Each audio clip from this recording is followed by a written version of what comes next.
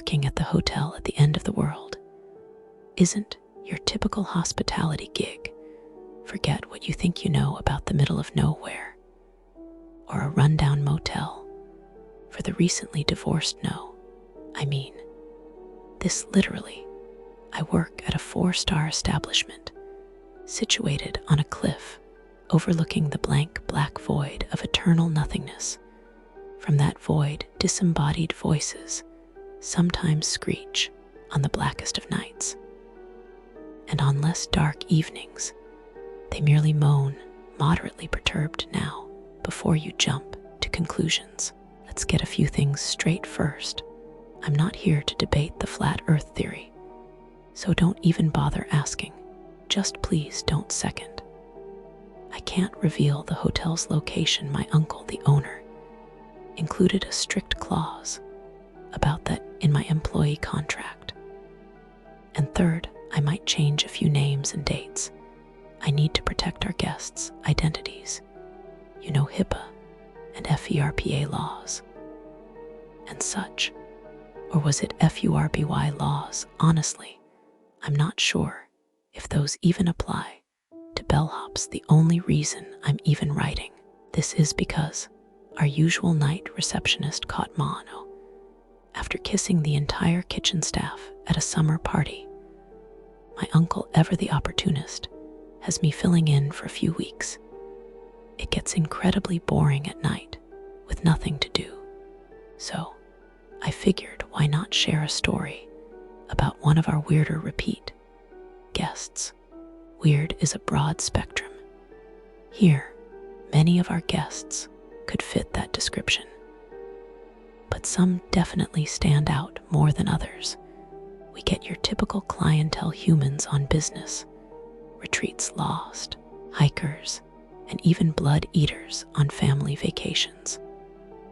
But we also attract a lot of things coming here to die: people with terminal cancer, or spider people whose legs are already starting to curdle inwards.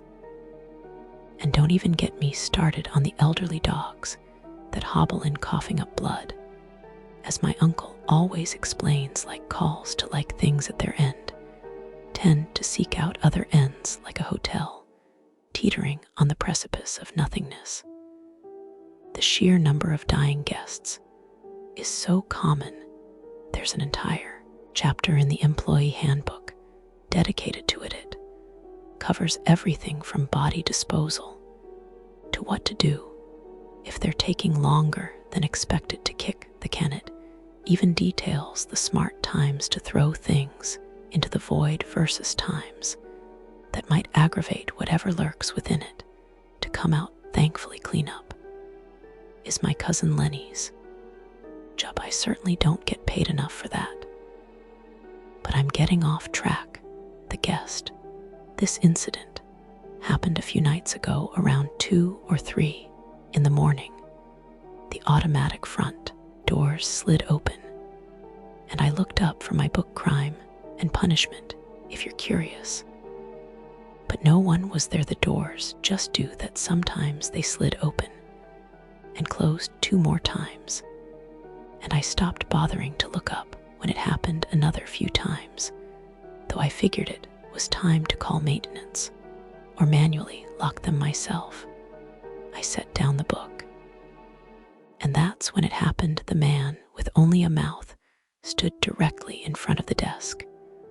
Now I know that sounds ominous, referring to someone by a vague, spooky description, but the truth is we don't use a name because he's never given us one. That's probably due to his lack of ears, eyes, or any conventional way of receiving questions like, hey, what's your name? He possesses just one overlarge, perpetually smiling mouth. No one, not even my uncle, has ever been entirely sure if he can hear us, though he usually seems to get the drift.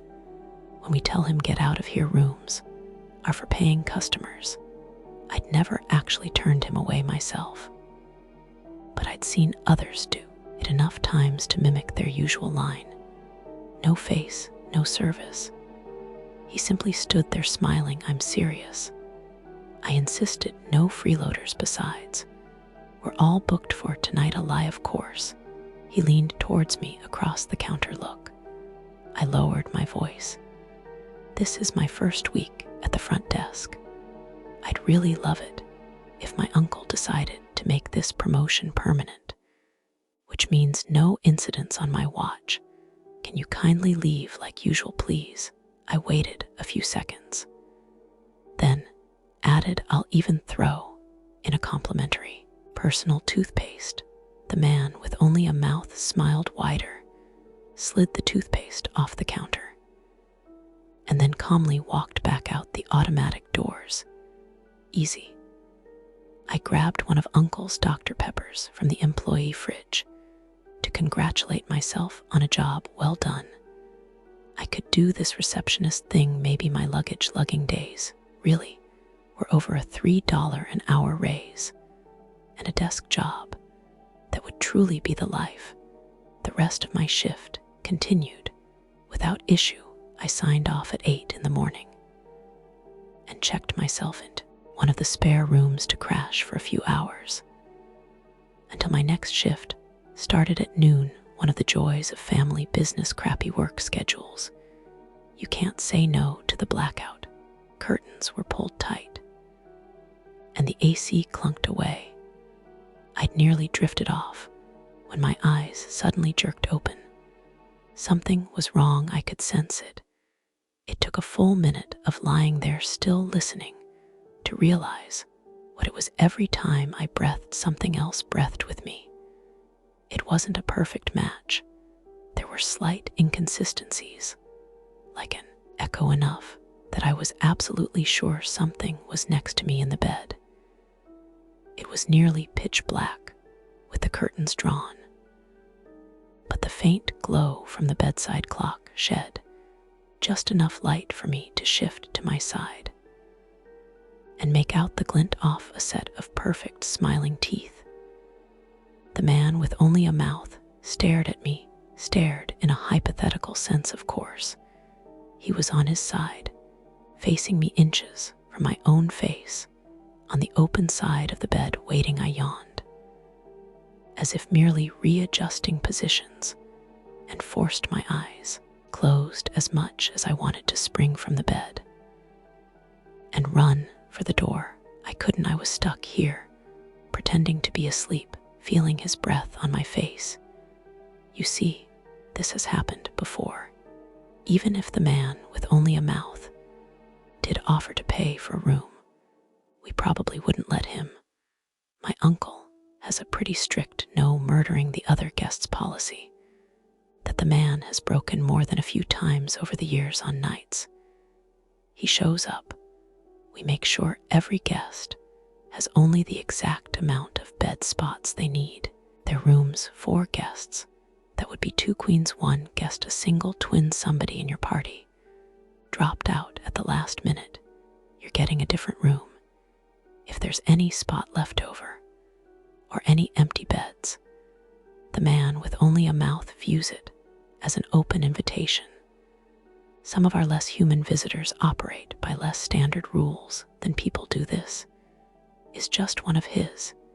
If it's just an extra bed in your room, it's not so bad. Guests usually report a faceless man grinning at them from under the sheets. No deaths if it's an open spot in your own bed. Though let's just say the reports are more on the cannibalistic side of that spectrum. If you were thinking about lying about your guest count on your next visit to avoid the upcharge, this is your gentle reminder that honesty always results in less blood. Before you call me an idiot in the comment section for booking myself a room that would break a rule I already knew about. My defense is this: I thought it only applied to guests, not employees. Turns out this was an everyone rule. Whoops. I lay there for 10-ish minutes. The whole time my eyes stayed closed. According to the reports, the eyes always went first, then the ears, next the nose. and then the rest of you, all of it, sliding through those wide, pearly gated jaws. Pretend you're asleep, my uncle had told me before. He never does anything until the guest wakes up. But of course, every guest does have to wake up eventually. What would I do? Pretend to be asleep forever? Ridiculous. Well, that's what I tried. And it was actually working. I'll have you know, all up until something long and slimy lapped at my nose. I let out a gentle snore, the tongue probed down the arch of my nose. I sleep stretched, the wet thing moved with me. It fingered or tongued each nostril with impatience. The man, with only a mouth, clearly wanted to speed things along. Even with my eyes closed, I could imagine that smile under the covers beside me, as much as I wish I could claim unfaltering calmness in the throes of the tempest. I was about a sneeze away from total panic. The tongue was just entering my left nostril. And no, absolutely not. That was not about to happen. No, sir. Someone knocked on the door. I threw off the covers and bolted for a room service. My cousin Frances started. Then, realizing it was just me, "Oh hey, you're supposed to book this under Uncle's name if it's just for a break between shifts." He reminded me. "Syrup on the sheets," I said, thinking fast. A guest must have left it open. It's dripping everywhere. Frances's eyes sprang open. What? Where? I led him in to the entirely empty bed. He leaned over, examining it. I shoved him over and pinned him down. HMMPRF. He started, face full of pillow. But I cut him off. "Man with only a mouth," I whispered, climbing in beside Frances. "He was just in here a second ago." "Sorry, I couldn't risk him coming back," while I explained. Come on." Janitor crew was already short-staffed. I was assigned this whole floor by lunch. Nobody knows when you've changed the sheets anyway. Then I pulled the blankets back over me, and Frances, still grumbling, settled in for an early nap. You see, you can't cut your stay short if you invite in the man with only a mouth. He knows the bookings. And as we always explain to our guests who demand a room change, he does not like your stay going short. You simply have to sleep until you were planning to. Okay. It's almost 6 in the morning, and people are already starting to check out. I'll end there, but let me know if there are any questions you want answered for my next post. I'll try to write during my upcoming night shifto. And please, please remember, one day you might decide to come visit the hotel at the end of the world. Maybe it will be for a family vacation. Maybe your doctor's just given you an unpleasant diagnosis.